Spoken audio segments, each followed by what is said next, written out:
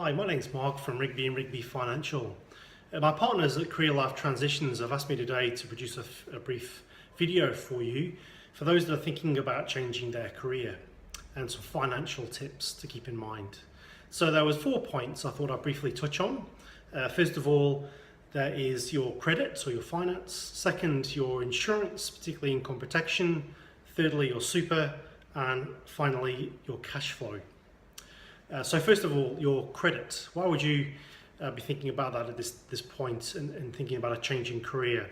Well, a lot of mortgage brokers tell us that they often get inquiries from people looking to change homes, upgrade and so on just after they started a new job. Maybe it's an increase in income, it makes people think about upgrading, or maybe it's a change in their commutes, makes one think about moving location. But either way, banks don't like instability. They don't like a change in job having happened recently. So maybe have a chat with your lender, or even better still, your mortgage broker. Let them know what you're planning to do in advance and ask them the question, what can you do to get organised in regards to your credit before the event? Secondly, insurance, particularly income protection insurance. A lot of employers nowadays provide some kind of group salary continuance cover to all their employees. If you change job, you may lose this cover, or on the contrary, you may gain this with your new employer. So review your income protection arrangements. Can you set something up to complement what you're going to get, or are you going to be overpaying and being covered twice? Either way, you want to make sure you're getting good value for money out of this cover. And if you don't have it, see this as a great opportunity to set yourself up. If you're investing in your future and your career and prospects, appreciate that your future earning ability is your biggest asset by far. You can protect it all the way through to age 65 if you're a professional and many other occupations. Really worthwhile securing that, and you'll even probably get a tax deduction in the process.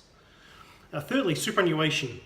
You've probably got, you're probably a member with your current employer's fund. You're going to be offered another employer's fund when you change job. Which one's better? A lot of people make that decision in a few minutes when they've been onboarded with their new employer, and yet again, that's a really big, important asset for you.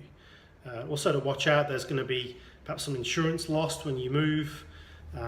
Be careful of pre-existing conditions. Has there been a health issue that's come up recently that might then not be covered in a new policy with a new super fund?